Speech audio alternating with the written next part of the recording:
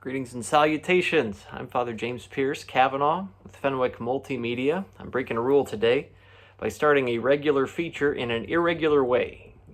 By that I mean I'm going to share some Dominican reflections on tomorrow's college football playoff game between Indiana University and the University of Notre Dame. I'm also going to try my hand at breaking that game down a little bit. This isn't going to be a sports breakdown, a kind of channel or series. But I studied sports communication broadcast at Indiana University, and so kind of nice to get to break that out a little bit.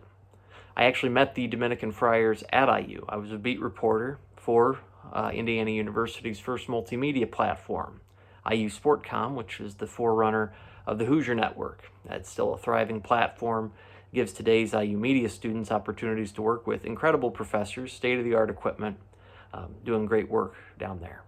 I followed Indiana football ever since, including this season, arguably the greatest season in IU football history. That's kind of some of my background. It's not the full story, because I also grew up Irish Catholic in the heart of Indiana. Uncle went to Notre Dame, and many a weekend, family would go to my grandma's house 5-7 minutes down the road and watch the Fighting Irish. So I've been a sports fan all my life, but my earliest memories involve Notre Dame. Even going to high school was a year behind Zach Martin, played there. He's gone on to play for the Dallas Cowboys in the NFL so excellently that there's no question that when he's done, he'll be a first ballot Hall of Famer. So the football story is interesting enough. What about some of the bigger story? I mentioned that I'm Irish Catholic. Both of those centrally important. At least in terms of practice, growing up, family activity, that was all part of the picture. When I went to college, like so many, when putting together my own picture, it was pretty easy for me to go along with the mainstream current, kind of our culture. It's very comfortable phasing out a place of faith. It was comfortable for me to do that. But I'm grateful to the Dominican Friars at IU, Bloomington, who helped me arrest that momentum. They fostered an environment where I could avail myself of the sacraments, spiritual counsel, a really supportive community, and rekindled that part of my life in a way that I'm grateful for still. It's hard to think of many more impactful moments. Those friars were so impactful, such compelling witnesses of that way of life, that I was drawn to join them. That's a longer story there, but it suffices to say that at the end of my college career, withdrew from various job searches looking for broadcasting opportunities, and started discernment with the Dominican Friars. Went to their formation program and was ordained a priest just a few years ago, May of 2021. Neat how the life of faith fits in, not just with me at Indiana University. Kind of fun to see those threads present in that football program, even especially. Maybe the most famous football coach at IU has been Lee Corso of College Game Day fame.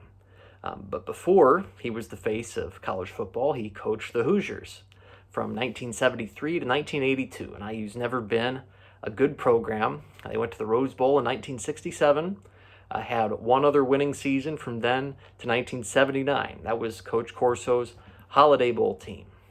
At that Holiday Bowl, they play BYU. The game comes down to the end. Corso's friends with the Catholic priest at IU. Still Higgins Hall is the name of the parish hall at St. Paul's in Bloomington. And Father Higgins is on the sideline. BYU's lining up to kick a 27-yard field goal, chip shot. Corso calls timeout, basically tells Father to pray. Kick gets blocked. IU wins. Everybody's happy. People know that story.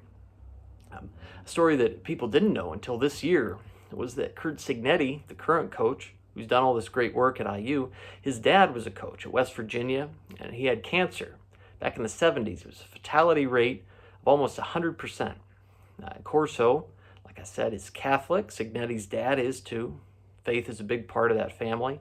And Lee Corso sends to the hospital a blessed cross, and the note says it has a special healing virtue attached to it. Cignetti keeps that cross through his cancer recovery. He lives 43 more years, and eventually his son ends up coaching at the same university that Corso was famous for. Coach Cignetti's been very good to us Friars, very fortunate with regard to that. He's made football fans of a number of the brothers. Might have to follow up on that story sometime. But even with that, it's not a no-brainer for me to unreservedly root for IU. A lot of my Hoosier friends have been taken aback by that. But some of that has to do not only with my background that I described, some of the family stuff, but also where I'm currently serving. My work at Fenwick High School in River Forest is a big part of that. We were founded in 1929, an all-boys school for the first several decades of its existence. And a lot of those boys and a number of those athletes took the roughly 100-mile trip east and went to college at the University of Notre Dame. One of those boys was Johnny Latner. You might recognize that name from winning the 19th Heisman Trophy in 1953. It was actually locker buddies at Fenwick with a young man who grew up to be a Dominican priest and Fenwick president. That priest, Father Richard Lapata, us Friars who live with him call him Dick. He's still alive. He's right on the other side of this wall. I live at St. Vincent Fair Priory in River Forest, and so does he. He can tell stories about Johnny Latner from high school. When Latner dies in 2016, he makes a gift of his Heisman to our school. It still is on display in one of our entrance halls. It's not at Notre Dame. The real thing is with us. It shows up at home football games under the Friday night lights. The players can run past and touch the Heisman every home game. And they remember Latner and all the great players who've come before. So you can see, maybe, given my position, how I would be conflicted about the outcome of this game. I can only bring myself to say, no matter who wins, I'm really looking forward to both teams and fan bases reflecting the best of these two great schools and all the people and stories connected with both of them all through the years. All right, now, it would be a shame, I think, to miss the opportunity to give my take on the game. And take it for what it's worth. It's a grain of salt. I did pay pretty close attention to these teams. College football is one of my hobbies. Hard not to pay attention to IU this year. I've had a lot of students at Fenwick asking my take on how this game's going to go. So this is Father James Pierce coming out of sports commentary retirement. Don't get used to it. But I'm going to try to do a preview of what I think should be a pretty good game. They are two pretty good teams. It's hard to know quite where to start, but I want to start with where folks are talking about as particular strengths for both these teams. Indiana, when they have the ball, going against Notre Dame's defense. A lot of shows you can go to for some of these particular statistics. I don't think I'm going to be able to do that justice, and so I'm not going to take that approach. Check out Crimson Cast on the Back Home Network. A great example of that on the Indiana side. Old mentor, Dr. Galen Clavio, gets the shout out on that. And then Notre Dame, one of the places that does a nice job of that. Irish Breakdown on the Notre Dame side, they do it very well. This isn't, I think, going to be that kind of show. I'm just going to try to freewheel, go section by section. We'll see how we do. I want to start with the players at special issue in the ground game. For Indiana, starts up front, big physical offensive line. Not as quick, maybe as some of the other top O-lines in the country. In terms of physical tools, maybe not the most gifted, but they're tough. They've done very well all year. They go out and get you. They attack. And they hold up well against these big physical teams. And the Indiana running backs, they're pretty physical too. They're tough runners. They hit the right hole. They make good decisions that way. Get yards after contact. They're a big part. Morgan Ellison, Tyson Lawton, what makes Indiana's offense go. Notre Dame's defensive line, they're going to be the first line of defense going after that. They're pretty big too. Not the biggest that IU's faced, but pretty quick as well, especially on the inside. Very excited to see how Riley Mills and Howard Cross do to start the game for the Irish. Donovan Heinisch, Gabriel Rubio, a couple backups who rotate in pretty regularly. And Notre Dame's not been as strong in the pass rush coming from the edges this year, but they've been pretty good against the run there. Joshua Burnham, R.J. Oben, Junior Tuialamaka, some good options there. Bryce Young, the freshman, son of the Notre Dame legacy that way. They get pressure in the basically on against the pass and the run with sending rushers from various places in the defense. But fundamentally, they get after it on defense by being disruptive up the middle. If Mills and Cross especially can beat the guys across from them not only on passing downs, but rushing downs. They've got to get in the backfield, I think, is what they're going to have them do. Heinisch has been pretty slippery. Cross, he's been playing well with Howard Cross out with an injury. Cross is hard to block. Mills is just strong. He beats up the guy across from him. He's done that against some pretty good opponents this year. If they can stay disciplined with their assignments, if they can play like they're capable of playing, that's going to bode well for Notre Dame, slowing down that Indiana running game. Also, against the run, Notre Dame's going to have some linebackers who need accounting for. Jack Kaiser, Drake Bowen, Osbury, Sneed, some good options there against the run. They're missing a freshman, Kingston Villamuasa, but they've still got some good linebackers in there. They're good against the run. They're fast. They're really fast. People don't think about that speed the last 10, 15 years really even with Notre Dame, but they've got some more speed than I'm used to seeing from them. They want, the Irish do, that line, those linebackers, to handle the run and then take away the middle of the field. Make it so that things are a little difficult there. And if they don't, if Indiana can run on Notre Dame and get the Irish to devote that secondary, some pieces there to stop in the run, that's going to loosen up the back part of the defense, and that's going to free things up for IU's passing game. Their passing game has been pretty good. IU's quarterback, Curtis Rourke, excellent, efficient season. Deep receiver room to work with. Couple options down the field. Elijah Surratt, he's been great. Omar Cooper, Indianapolis guy, he's been dangerous too. In the slot, Miles Price, Keyshawn Williams, both very good. Miles Cross has been good. Zach Horton, I'm just naming everybody. Tight end, tough, good blocker. He's been a good weapon in the passing game too. When Rourke gets time, and like I said, when the defense has to commit to keeping the run under control, then that's when things get interesting. The passing game makes you pay. We'll see if Notre Dame's secondary can hold up against that. They're going to play a lot of man-to-man. They disguise it some interesting ways, and with their rush, they try to speed up the quarterback, bait him into throws that the defensive backs can make a play on. A lot of picks this year. Xavier Watts, senior safety, consensus first-team All-American. He won the Nagurski Award last year. He's a star, but the whole secondary's been really good. They missed Benjamin Morrison, All-American cornerback, but they've been pretty solid. Leonard Moore, Christian Gray, Don Schuler, they've got some guys back there. They're thin. They don't have a whole lot of guys back up because there's some thinness in the secondary, a number of injuries. We'll see how they hold up. IU, like I said, they need that run game to work. Get that secondary occupied with the run, open up some passing stuff. For Notre Dame, it'll be how can that pressure up the middle work, both from the tackles and those rushers coming from some different places. Chess match between offensive and defensive play callers. Mike Shanahan versus Al Golden. IU's offensive coordinator versus Notre Dame's defensive coordinator. I'll be having fun watching how that plays out. IU wants, this is going to sound obvious, they want to jump out to an early lead. Notre Dame struggled at times. First couple drives of the game, getting a feel for what someone's going to do.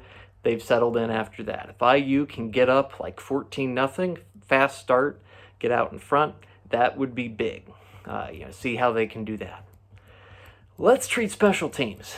Talking a lot, going through some stuff. Give us a little chance for something here. Indiana's field goal kicker, Nicholas Radicic, hasn't had to kick a lot of field goals. Even it's been a lot of extra points, all those touchdowns. But he's been pretty good. Indiana's punter, their punt team, unfortunate spotlight against Ohio State. Punter fumbles, snap deep in their own territory, leads to an Ohio State score.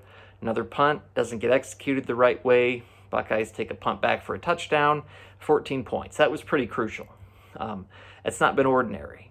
Indiana fans the last couple of years have gotten used to celebrating weaponized punting. That's kind of a blast from the past. It sounds strange, but the hashtag IUFB people know what that's about. Hoosiers have been very good at maximizing field position. Notre Dame's been a threat to block punts, so that aspect of the game will bear watching. For the Irish, their own kicking and punting, that's been up and down. It's true, they haven't ranked very high in special teams this year. But there are some things to hold out hope for. And this is the thing, you get a little deep into this. Notre Dame's kicker, Mitch Jeter, not had a great year. And that's an understatement. They've been actually very bad at field goals. 6 of 12 for him. Other kickers haven't been great. But Jeter, before he came to Notre Dame, he was a kicker at South Carolina. Last 2 years, 23 of 25. He's been a stud. 20 of 20 from less than 50 yards over those 2 years. He was 3 of 3, Notre Dame's opener against Texas A&M. They don't win that game without him. Has 2 kicks blocked against Northern Illinois. Didn't put him in a good position. And 2 of 2 as well on tries against Purdue and Louisville. So going into the bye, blocks were a concern, but no worries about Jeter, really. Hurt his hip against Stanford, his groin. Didn't kick that day, and he's been hurt. He's made 1 field goal, missed 3. He's had another one blocked. So not a great set of things since that injury. Thing is, they say he's healthy. He hasn't shown it at a game yet. Notre Dame's got to keep from having those kicks blocked, but this is a guy who's been money in his career and even this year. So you'd think there's a path back. We'll see. Punter 2. Notre Dame's got this Aussie punter, James Rindell. He can, no pun intended, boom the ball, the boomers down there, down in Australia. But there's some pretty big punts in there this year. 60-yarder against USC, 64 against Virginia. We'll see which version Notre Dame gets. They'll want the good one. Notre Dame's been pretty dangerous on punt returns. We'll go to Notre Dame with the ball against a really stingy IU defense. They run it really well. Line is young. And it had some growing pains at the start of the year, has Notre Dame's offensive line. They've gotten better as the year's gone on. Their strength is coming off the ball and moving the opposition. We'll see how that plays against Indiana, because IU's had a great run defense. That's one of their big strengths. A couple really good defensive tackles. C.J. West, James Carpenter. Ends have been pretty good too. Linnell Carr has been solid. Mikel Kamara, really good at everything this year, including as a run stopper. Linebackers, really good. Aiden Fisher, Jalen Walker. Just the offensive line against especially these players, that'll be a fun battle. That's the back and forth there. Then we got Notre Dame's featured running backs, and this will be where a lot of this game, I think, is decided. Jeremiah Love, Jadarian Price. What are they going to do? Both of these guys get the ball a lot. They've run it a lot and very effectively. They're averaging better than 7 yards a carry. Both of them are. That's crazy. I've not seen that before. Running game's gotten more efficient as the year's gone on, and all year they've broken a lot of these big explosive runs, like 30, 40, 50 plus yard touchdown runs.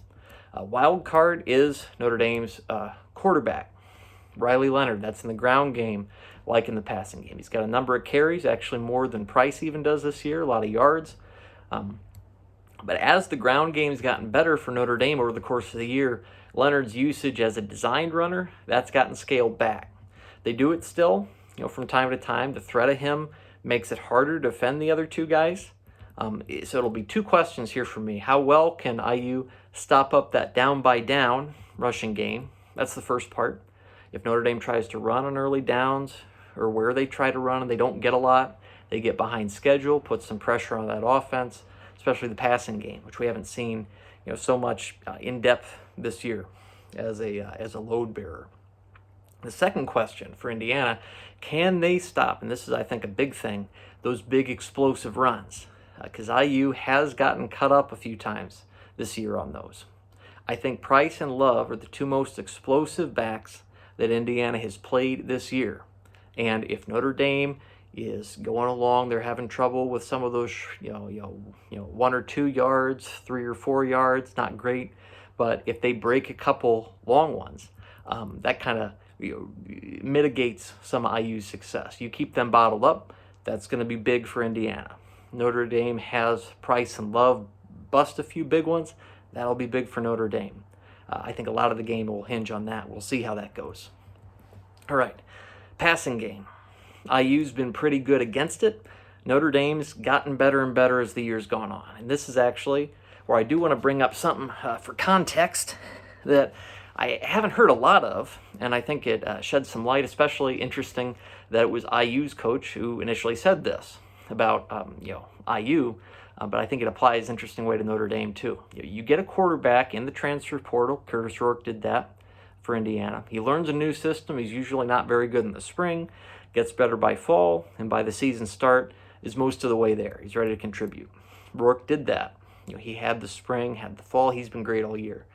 Leonard gets to Notre Dame as a transfer portal guy, has some injuries, caused him to sit out the spring, and some of his first reps come in the fall. He didn't look very good in some of those first games. Not very good against A&M, Texas A&M, not against Northern Illinois or Purdue or Miami, Ohio. There was a lot of consternation with Notre Dame fans wondering what's going on. Why was this guy, such a target for us? That's what they're thinking. Since it showed some flashes against Louisville, then Notre Dame goes into a bye week, gives some time to retool the offense. Since that bye, just by efficiency, Riley Leonard has been one of the best 15 quarterbacks in the country in terms of passing efficiency. Notre Dame doesn't throw the ball a lot, so that's something where it's not all this volume that's doing it. They do have about 100 more rushes than throws this year, but when they throw the ball, they've gotten better week to week. And especially since that bye, they are a different team. If you're thinking, Notre Dame lost to Northern Illinois, we haven't seen that offense, certainly since that bye week. Offensive line and pass protection is important. They have struggled at times. That's not always been a strength. Off the edge, Mikel Kamara, again, really good pass rusher. He's good against the run. He's really good against the pass. 10 sacks this year. IU does some interesting things to generate pressure.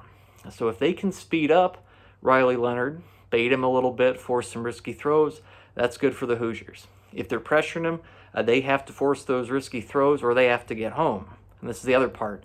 A lot of Riley Leonard's yards, rushing yards, that second half of the season, scrambles have been pretty dangerous, where it looks like a sack's coming, but he gets out and uses his speed and athleticism, doesn't just avoid a negative play, but he generates a pretty good positive.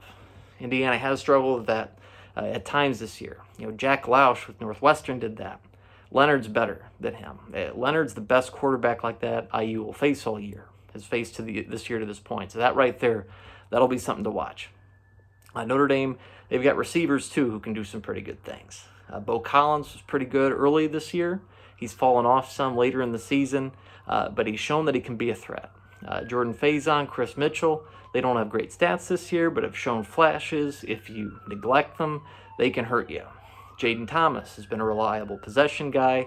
Jaden Greathouse and Jaden Harrison have been pretty good in the slot for what they're asked to do. They can be threats. Running backs can be good out of the backfield, catching the ball, especially Jeremiah Love. Aeneas Williams has been that way as kind of a third down back. He's been good as a receiver. But I'd say the big X factors for Notre Dame in the throw game are the tight ends. Mitchell Evans especially. He was great last year. He spent this year working his way back from an ACL injury. Right now he's looking the best he has all year. He's also a big fella. The other two main Notre Dame tight ends, they're also big. Mitch Evans is 6'5". Cooper Flanagan is 6'6". Eli Raridan is 6'7". Big guys. And they have combined for 7 of Notre Dame's 19 touchdowns through the air this year. IU secondary has been good. Generally, they're small. They're linebackers. I haven't mentioned them too much, but those guys really good against the run. We'll see what they do against that. But they're all pretty short. They're undersized that way. D'Angelo Pons, excellent at cornerback. He looked really good against Ohio State. It's going to be hard to target him. Jameer Johnson's back at the other corner. Mari Farrell, Sean Asbury, they're in the defensive backfield. They've been good, the secondary has. They're smaller, bearing in mind the relationship to tight ends in the middle of the field and somebody like Bo Collins running down the field. Question is, how much is IU going to have to commit to stop the run? And what's that going to open up in the pass game, especially to those slots and tight ends? That's kind of what I'm watching there. If IU slows down Notre Dame, slows it down with their base personnel, they can stay more committed to their secondary, watching the pass. Kind of remedial analysis there, but it will be fun to watch Notre Dame's offensive coordinator, Mike Denbrock, IU's defensive coordinator, Brian Haynes. They're going to play back and forth, some guessing games, see who's going to do what when. That'll be kind of fun to watch, I think. Note on score prediction. I don't like doing them. There are just so many ways the games can go. But we'll put it out there. I do think Notre Dame takes a bit to get going. I think that IU does get up early, but I think the Irish settle in. Close game, they're going to come back, I think. Relatively low scoring considering the teams. We're going to go with a 27-20 final score. Notre Dame gets it. Not strident about it. I'll take a stab at it though, and just kind of sharing what I'm looking for and sharing with some interested folks some of the context behind those thoughts. I think it ought to be a really fun game. One a lot of folks will be watching very closely. We'll have that be that for now. Until next time, wishing you a blessed Christmas and holiday season, and looking forward to sharing some other moments with you in the new year. We'll talk to you later.